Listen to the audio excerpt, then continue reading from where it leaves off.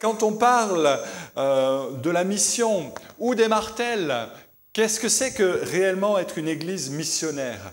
Et moi j'aime cette première diapositive qui montre une allumette enflammée. Parce qu'on devine ce qui va se passer après. Et on sait très bien ce qui va se passer. C'est que la seule petite allumette enflammée va enflammer les deux autres qui sont à côté. Amen. Et ensuite va enflammer les deux autres et les suivantes, et tout va être enflammé. Et parfois, dans des églises, il ne faut pas grand-chose. Il faut peut-être une personne qui ait un cœur pour la mission, pour le désir de partager la bonne nouvelle avec d'autres, pour que les autres soient finalement tous embrasés. Cette diapositive me fait penser à ce qu'on a trouvé dans un vieux livre qui était le livre du pasteur d'une petite œuvre au fin fond du Pays de Galles ou de l'Écosse dans les années 1800 et quelques, donc au 19e siècle. Et dans ce registre d'église, sur une ligne, il y avait marqué ceci. Cette année a été une année de disette, disait le pasteur. Il était découragé. Il n'y a eu que le jeune Robert Moffat qui s'est converti et qui a donné son cœur au Seigneur. Point. C'était le constat de toute une année d'efforts. Il n'y a eu que le jeune Robert Moffat qui s'est converti et qui s'est fait baptiser. Il avait 12 ans, cet enfant. Sauf que cette seule et unique conversion de cette année dans cette petite église, eh bien, a été comme une allumette qui a embrasé ensuite tout le reste, puisque ce petit Robert Moffat a grandi et il est devenu missionnaire, l'un des premiers missionnaires en Afrique. Et sous son ministère, des milliers d'hommes et de femmes se sont convertis au Seigneur. Il n'y avait que le jeune Robert Moffat, mais cet enfant est devenu un missionnaire d'excellence. Et je crois que eh bien, nous avons ce désir ensemble de voir le feu du Saint-Esprit nous embraser. Amen. Pour que réellement nos vies aient quelque chose à partager. Nous l'avons vu les mois précédents, les semaines précédentes, une vie savoureuse. J'aime dans l'Écriture, tous les livres de l'Écriture, mais particulièrement, il y a 2 livres qui sont intéressants finalement parce qu'ils ont quelque chose de particulier et qu'ils ont un point commun. C'est le livre de l'Apocalypse et le livre des Actes des Apôtres. Ils ont un point commun, ces 2 livres, dans ce sens que ces 2 livres sont toujours en cours de réalisation. Le livre de l'Apocalypse parle des événements qui vont arriver au moment du retour du Seigneur, lors de l'avènement du Seigneur qui viendra chercher son Église. Et on a la perspective de ce que sera le ciel. Et le livre des Actes a aussi quelque chose en devenir. Pour autant que ce soit un livre qui se soit déroulé il y a 2000 ans, si vous notez bien, ce livre, Luc l'a rédigé, mais il n'y a pas mis de point final. Il n'y a pas, comme dans les épîtres de Paul, des remerciements à un tel ou une telle, et puis en finale, une sorte d'exhortation et un point. Le livre des Actes n'a pas de fin. Il y a un chapitre 28, mais on sent bien quand on lit que quelque part, le chapitre 29 est là devant nous en perspective. Il y a comme une ouverture vers ce chapitre 29. Et je crois que ce chapitre 29, que vous ne trouvez pas dans vos Bibles, c'est l'histoire de l'Église au fil des siècles. Et nous en rédigeons encore des passages aujourd'hui, nous qui sommes l'Église du Seigneur au XXIe siècle. Et c'est pour ça que c'est important de se référer aussi à ce livre et de voir un peu qu'est-ce qui est venu avant dans l'histoire de l'Église. J'aimerais qu'on fasse un petit retour en arrière à un certain contexte qui est au démarrage finalement de l'œuvre missionnaire, et on va voir que le contexte n'était pas facile, puisque le contexte du démarrage de l'Église du 1er siècle de notre ère, c'est une Église qui connaît d'une part la persécution. On sait que Pierre et Jean ont été arraisonnés, arrêtés, qu'on a voulu les faire taire, qu'on a voulu leur faire silence. Et Pierre va avoir cette réponse admirable devant ses détracteurs. Faut-il obéir à Dieu plutôt qu'aux hommes? Sous-entendu, vous n'avez beau nous interdire de parler du nom du Seigneur, eh bien, ça n'y changera rien parce que nous sommes pressés de toutes parts, nous sommes convaincus dans notre être et dans notre fort intérieur qu'il n'y a pas plus beau message à partager avec l'humanité que de dire que Jésus-Christ est Seigneur, qu'il est vivant au siècle des siècles. Et un homme parmi ceux qui étaient là, eh bien, en entendant ce qui vient d'être prononcé par Pierre et Jean, dira, mais laissez-les aller, si cette entreprise ou cette œuvre vient des hommes, elle se détruira. Mais si elle vient de Dieu, vous ne pourrez pas la détruire. Vous avez la preuve ici que l'Église est l'œuvre de Dieu, parce qu'elle n'a pas pu être détruite au fil des siècles. Pourtant, le diable s'y ingénie. Pourtant, le diable voudrait arrêter. Il y a eu la persécution, il y a eu la lapidation d'Étienne. Et pour autant, l'Église de Jérusalem va continuer. Et on sent cependant que, quand on lit bien le livre des Actes, qu'il y a eu comme une hésitation dans la vie de cette Église naissante à Jérusalem. Ce devait être le centre missionnaire. Voici, restez à Jérusalem et vous recevrez une puissance, celle du Saint-Esprit survenant sur vous. Vous serez mes martyrs, mes témoins, c'est le même mot, à Jérusalem, dans la Judée, la Samarie et aux extrémités de toute la terre.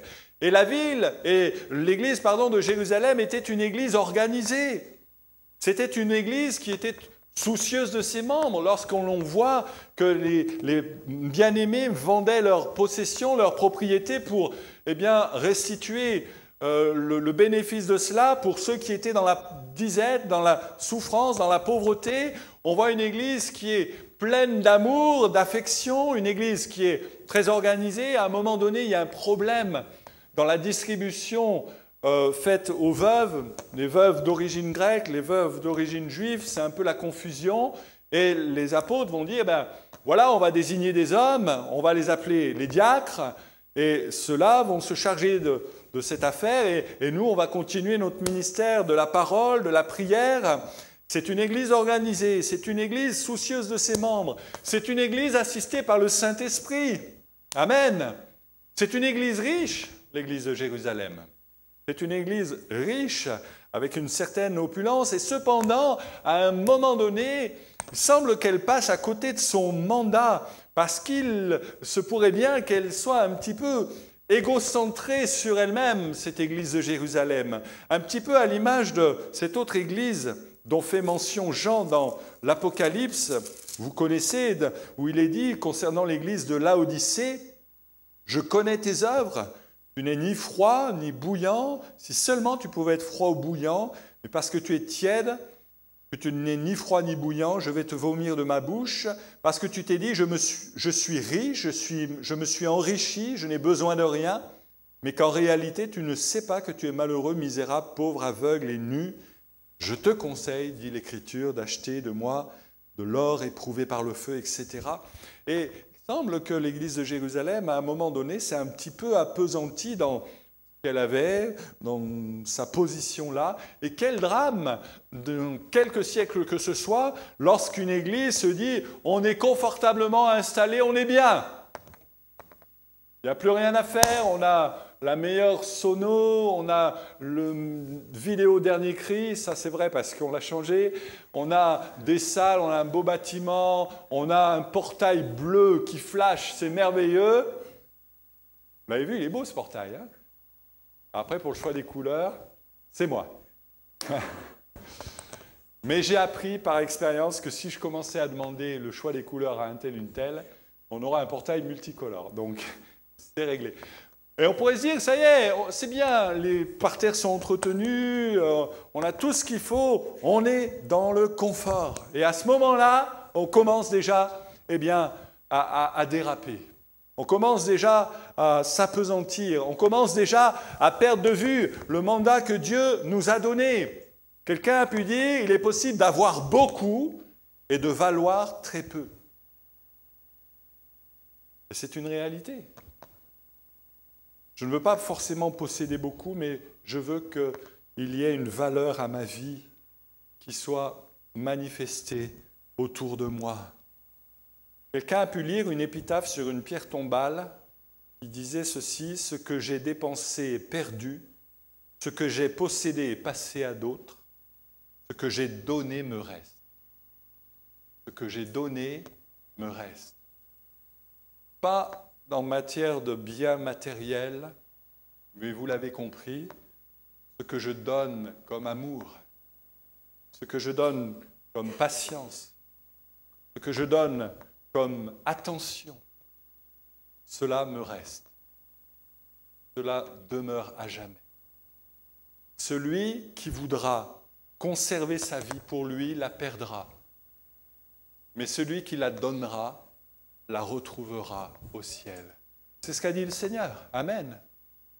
Et il y a plus de bonheur à donner qu'à recevoir. Et le problème de l'Église de Jérusalem, c'est qu'à un moment donné, voilà, elle s'est un petit peu comme cela appesantie sur son confort. Que Dieu nous garde à Limoges d'arriver à cette extrémité-là, de dire nous avons tout. Nous n'avons plus rien à faire, ni quoi que ce soit à entreprendre. Que Dieu donne toujours à nos cœurs un esprit d'ouverture. Amen. Justement, l'esprit d'ouverture, c'est Dieu qui l'a créé. Dans Acte 10, et l'Église missionnaire, elle n'est pas née de l'intention des hommes, mais de l'intention de Dieu lui-même. Amen. Il pensait à Jérusalem que le salut n'était que pour les Juifs et que les païens autour n'avaient pas besoin de recevoir la parole de l'Évangile. Mais Dieu en a décidé autrement. Et l'apôtre Pierre va avoir cette révélation alors qu'il se trouvait sur cette terrasse et qu'il prenait du temps devant Dieu. Et Dieu lui dit, voilà, les païens ne sont pas à considérer comme impurs. Et je veux aussi qu'ils entrent et qu'ils participent à ma nature et qu'ils puissent réaliser eux aussi la grandeur de l'amour dont je les aime. Et voilà que Pierre va être interpellé dans son être intérieur et il va être touché dans son cœur. Il va avoir cette révélation. Et je suis toujours étonné personnellement de voir que Pierre, à cet endroit précis, ne pensait pas, il n'imaginait pas que le salut puisse être proposé aux autres, qu'il y avait intérêt à étendre ses cordages ailleurs et d'aller visiter aussi les nations païennes. Et Dieu l'a fait. Et Dieu a créé cette ouverture. Et je bénis Dieu pour ceux et celles dont Dieu révèle dans leur cœur des plans, des projets, ici d'aller du côté d'Israël pour soutenir cette Église dans la clandestinité, là-bas à Madagascar pour aider ceux qui sont malades, ceux qui n'ont pas la santé comme nous pouvons avoir et les systèmes de soins que nous avons, à d'autres endroits pour apporter un évangile. Je bénis Dieu pour cela. Amen. J'aimerais aussi qu'on se souvienne que nous étions, nous aussi, de ces païens-là. Oui. Que nous étions, nous aussi, entre guillemets, comme ces animaux impurs dans cette nappe, dans cette vision de la nappe, qui ne glorifiaient pas Dieu, qui ne connaissaient pas le Seigneur, mais dont Dieu avait déjà les regards sur nos vies. Amen. Je suis toujours étonné aussi de la faculté qu'on a à oublier ce que nous étions. Parce que le fait d'oublier ce que nous étions nous met une barrière pour aller chercher ceux auxquels nous ressemblions autrefois. Et Paul dit, nous étions de leur nombre, nous étions nous aussi des fils, des filles de la rébellion. Il ne faut jamais oublier cela, parce que c'est un moteur pour l'évangélisation. En nous disant, mais si quelqu'un ne m'avait pas parlé du Seigneur, je ne serais pas passé du territoire de Satan au royaume de Dieu, je ne serais pas passé des ténèbres à la lumière. Et si Dieu l'a fait pour moi, et je m'en souviens bien, je veux aussi que ça se passe pour d'autres. Amen. N'oubliez jamais d'où vous êtes venus. Quelle a été votre trajectoire, votre cheminement spirituel. Et que cela vous aide et vous donne une impulsion pour aller chercher ceux qui, au dehors, dans ce monde, n'ont pas encore reçu la même grâce que vous avez reçue. Alors, on a parlé de Jérusalem, qui devait être le centre de l'évangélisation du monde, hein, à partir de Jérusalem, par cercle concentrique, par la Judée, la Samarie, aux extrémités de la terre. Et on s'aperçoit, en lisant le livre des Actes, que ce centre missionnaire va être déplacé ailleurs, au nord, dans une autre ville. Vous connaissez laquelle? N'hésitez pas. Si vous savez, vous pouvez le dire. Hein. Je n'ai pas de bons points à donner. Ouais, Antioche, c'est Antioche. On va aller dans Acte 13 et on va faire notre lecture maintenant. On va passer à la diapo suivante. Voilà, Acte 13, verset 1er. Il y avait dans l'église qui était à Antioche de Syrie des prophètes et des docteurs, Barnabas, Siméon appelé Niger, Lucius de Cyrène, Manaën, qui avait été élevé avec Hérode le tétrarque, et Saul. Pendant qu'ils célébraient le culte du Seigneur et qu'ils jeûnaient, le Saint-Esprit dit « Mettez-moi à part Barnabas et Saul pour l'œuvre à laquelle je les ai appelés. » Alors après avoir jeûné et prié, ils leur imposèrent les mains et les laissèrent partir. Eux donc, envoyés par le Saint-Esprit, descendèrent à Séleucie et de là ils s'embarquèrent pour l'île de Chypre. Arrivés à Salamine, ils annoncèrent la parole de Dieu dans les synagogues des Juifs et ils avaient Jean-Marc comme auxiliaire. Ensuite, après avoir traversé toute l'île jusqu'à Paphos, ils trouvèrent un certain magicien, faux prophète juif du nom de Bar-Jésus, ça veut dire fils de Jésus, qui était avec le proconsul Sergius Paulus, homme intelligent. Celui-ci fit appeler Barnabas et Saul avec un vif désir d'entendre la parole de Dieu, mais Élymas, ce nom veut dire mage, mais Élymas, le magicien ou le mage, c'est ainsi que se traduit son nom, leur résistait et cherchait à détourner de la foi le proconsul. Voilà comment l'œuvre missionnaire a commencé. C'est à Antioche, dans cette ville, que se trouve une église particulière. Dans cette ville, il y a un ramassis de personnes. La ville d'Antioche de Syrie, c'était la troisième de l'Empire romain, après Rome et Alexandrie, en importance. C'était un carrefour commercial. C'était un lieu de brassage de culture, un lieu où on trouvait ici des prostituées, là toutes sortes de personnes louches dans les affaires, des brigands, des malfaiteurs de tout ordre, aussi des gens bien honnêtes aussi, mais il y avait quand même une culture particulière, c'est un bouillon de culture assez singulier. Et de cette ville-là, à un moment donné, le souffle de Dieu a soufflé et des hommes, des femmes se sont convertis. Et il y avait peut-être dans cette ville des personnes encore malfamées qui se sont converties et dans l'Église qui se sont rajoutées, peut-être encore avec certains défauts de la vie ancienne. Si quelqu'un est en Christ, il devient une nouvelle création, les choses anciennes sont en train de passer. Ce n'est pas le jour de ta conversion que tu as le diplôme de la sainteté absolue et que tu as fini avec la sanctification. Ça commence. Ça commence. Dieu commence à agir dans ta vie par le Saint-Esprit pour te montrer les choses que tu dois éliminer au profit de choses que tu dois appréhender et rechercher et affectionner. Et c'est comme ça que ça se passe. Et le premier regard que Barnabas a eu lorsqu'il est allé précédemment à Antioche, et qu'on lui a demandé qu'est-ce qui se passe là-bas, va voir, depuis Jérusalem, on lui a dit va voir en espion un peu ce qui se passe à Antioche, c'est pas possible qu'il y ait une église. Déjà, c'est des païens, et en plus une église du Seigneur. Il y est allé, et il est dit que Barnabas, arrivant à Antioche, vit d'abord la grâce de Dieu. Amen. C'est la première chose qu'il a remarquée. Lorsqu'il fut arrivé, acte 11, 23, et qu'il vit la grâce de Dieu. Il aurait pu voir les défauts des uns et des autres, avec un petit peu ce regard professionnel d'un ancien, d'un pasteur. Il aurait pu dire, là, ça ne va pas, ça ne cadre pas. Mais il a d'abord vu la grâce de Dieu. Amen. C'est important de voir d'abord la grâce de Dieu.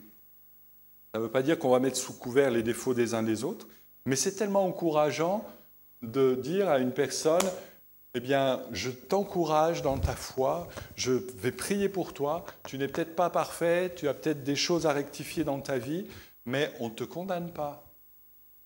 Mais on va t'aider, on va t'encourager, on va te conseiller, on va te dire ce qui ne va pas. Et c'est en tout cas comme ça que je vois le travail pastoral. Amen.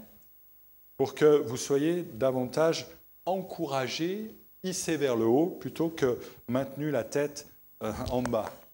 Et à Antioche, dans cette ville particulière, avec eh bien, toutes sortes de personnes, ils étaient là en train de célébrer le culte du Seigneur. Amen.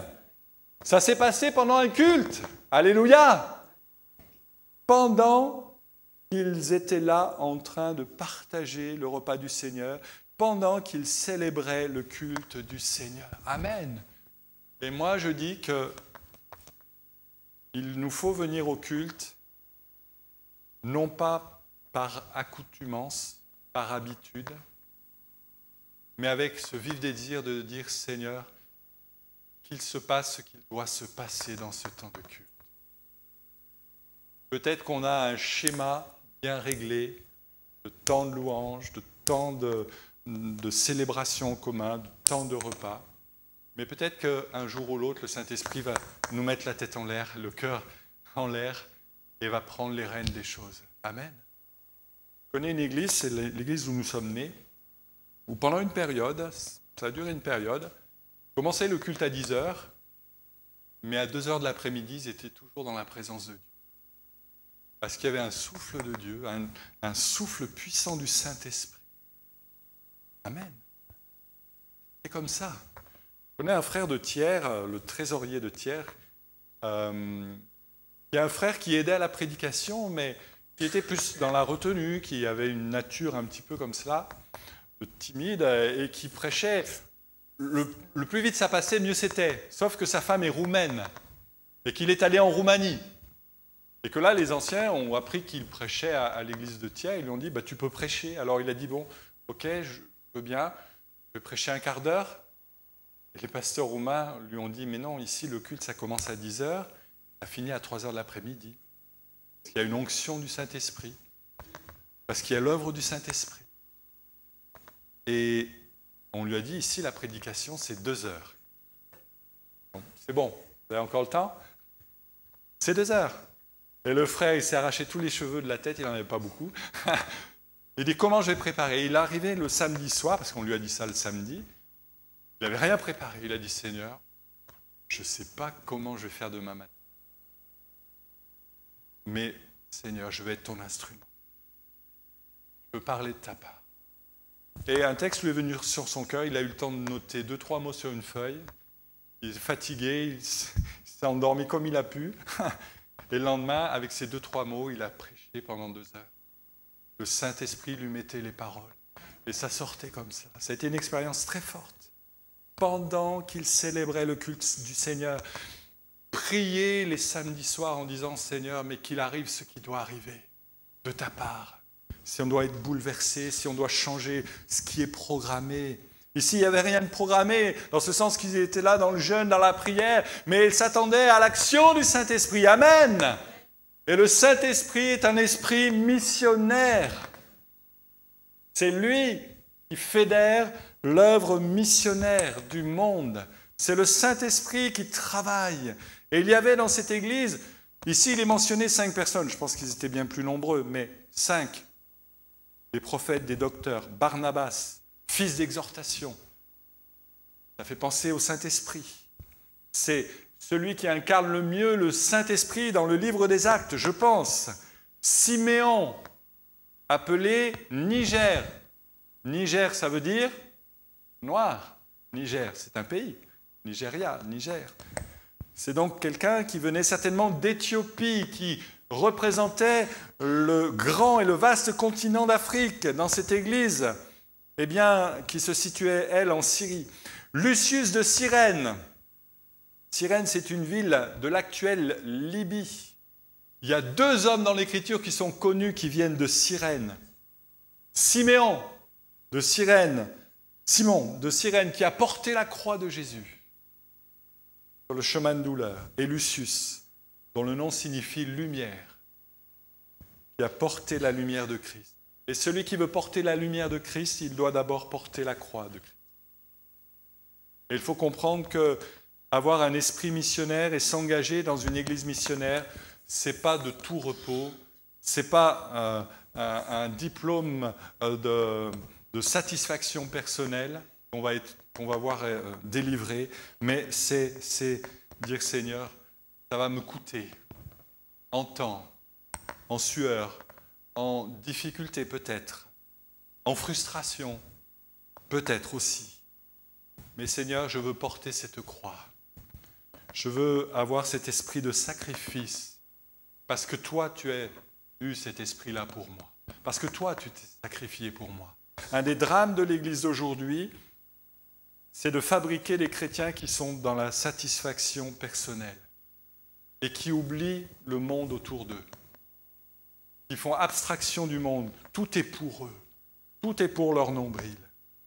Que Dieu nous fasse la grâce de ne pas tomber dans ce piège subtil qui est celui d'une simple satisfaction personnelle à l'écoute de la parole de Dieu, qui ne me remettrait plus en question, qui ne nous permettrait plus de dégager ce carcan autour de nos cœurs qui nous empêche d'être émus de compassion comme le Seigneur l'a été devant les foules abattues. Que Dieu nous fasse la grâce de bannir l'indifférence de nos vies et nous aide à apporter le beau message de l'Évangile. Il y avait Manahen, qui était le frère de lait d'Hérode Antipas. Il a été élevé avec l'homme qui a fait décapiter Jean-Baptiste. Pas facile, hein, comme environnement. Il y a des gens qui viennent au milieu de nous qui n'ont pas connu un environnement facile dans leur enfance, qui n'ont pas connu un environnement adéquat et qui ont connu l'opposition, la souffrance. On pense à ces chrétiens. C'est vrai, des territoires occupés, on pense aussi à des chrétiens en France qui ont été malmenés, secoués. Et pour autant, voici que Dieu les a érigés là comme anciens, comme prophètes, comme docteurs dans son Église. Amen. Et je bénis Dieu de ce que la souffrance que tu as pu peut-être vivre et connaître dans ton enfance va pouvoir être profitable à l'œuvre de Dieu aujourd'hui. Ce n'est pas que... Évidemment, je souhaite que vous viviez des temps de souffrance, mais vous savez fort bien qu'on n'a pas besoin de les appeler pour les connaître et les vivre. Mais ce que tu as connu peut-être dans ton enfance, aujourd'hui, peut être le moyen par lequel tu vas pouvoir interpeller une personne qui connaît la même souffrance que tu as vécue dans ton passé. Ça va peut-être être l'opportunité pour avoir une porte ouverte auprès d'une personne qui a vécu les mêmes vicissitudes, les mêmes difficultés de vie. Manahen a été élevé auprès d'un homme violent, méchant, mais Dieu a changé son cœur. Amen. Et Dieu l'utilise aujourd'hui dans son Église. Et puis il y a Saul, bien sûr l'apôtre Paul. Et il est dit, ils les laissèrent partir. Une autre traduction dit, dans Parole vivante, ils pourvurent à leur voyage, du verbe pourvoir, amener de quoi subvenir à leur voyage. Ils n'ont pas dit simplement, écoute, Saul, bien content de t'avoir connu, tu peux partir, maintenant tu fais ce que tu veux, on n'a plus besoin de te connaître, on n'a plus besoin d'avoir contact avec toi, tu te débrouilles pour ta subsistance. Non! Ils ont été de ceux qui ont pourvu à leur voyage. Dans le fait de la prière, amen, ça nous a été rappelé par notre frère, c'est tellement essentiel. Mais également dans le fait qu'ils ont mis la main à la poche au porte-monnaie, en disant on va pourvoir à votre voyage. Ça coûte d'aller à Chypre, ça coûte d'aller partir en voyage missionnaire, et on va pourvoir à ce besoin parce qu'il est fondamental. Il ne faut pas occulter cette réalité-là. J'ai entendu ce témoignage un jour d'un pasteur, un collègue tzigane. C'est passé dans les milieux de tziganes. Il y en a au milieu de nous ce matin, toujours, de ceux qui viennent de Vie et Lumière. Vous n'osez pas lever la main? On ne vous filme pas, vous pouvez lever la main, il n'y a pas de problème. On ne vous dénoncera pas. Et ce pasteur, c'était un service de baptême. Et il y avait un brave frère qui s'était converti au Seigneur, absolument, indéniablement. Et au moment de passer par les eaux du baptême, ce frère, alors qu'il avait enjambé déjà la piscine gonflable dans laquelle il il allait être plongé par immersion. Ce frère s'est souvenu que dans sa poche arrière, il y avait son portefeuille. Vous savez, comme on mettait autrefois les portefeuilles comme ça. Et vite, dans la difficulté, dans l'empressement, il cherche, il fouille en même temps que le pasteur lui invite à s'agenouiller dans l'eau. Il fouille et il sort son portefeuille comme cela. Ouf! Et le pasteur lui dit, non, non, ton portefeuille aussi doit être baptisé. Véridique. Et il a baptisé l'homme avec son portefeuille. Pour lui dire, c'est pas simplement ta vie comme cela, mais c'est aussi un engagement de ta part, concret, dans la dîme, dans les offrandes. Et il l'a baptisé. On a de bons souvenirs avec ce frère. Un des premiers missionnaires en Afrique, le docteur Livingstone, certainement vous avez entendu parler de lui. Cet homme érudit qui a fait les grandes études du côté d'Oxford, de Cambridge, qui a délaissé ses positions d'occuper une chaire en université en Angleterre pour aller s'occuper des villageois d'Afrique, pour s'occuper des plus indigents. Est-ce que vous savez cette chose, frères et sœurs, et vous qui venez aussi de ce continent, c'est que son corps a été rapatrié en Angleterre, mais son cœur, lui, a été enterré au pied d'un baobab, là, dans le village où il habitait avec les gens à qui il avait parlé de l'amour du Seigneur. Son cœur est resté sur le continent africain. Véridique, mais au sens figuré plus qu'au sens propre. Son cœur était pour ce continent. Et je me suis posé la question un jour, mais si moi, je devais avoir mon cœur enterré quelque part, en un lieu précis, où cela serait-il? Où cela serait-il? Est-ce que ça serait sur le parking d'un supermarché? Est-ce que ça serait, je ne sais pas, dans une salle de sport? Parce que c'est là où j'y ai mis toute mon affection, et au-delà de ce que je pouvais imaginer. Est-ce que ça serait ici ou là? Je crois que c'est important de se poser la question.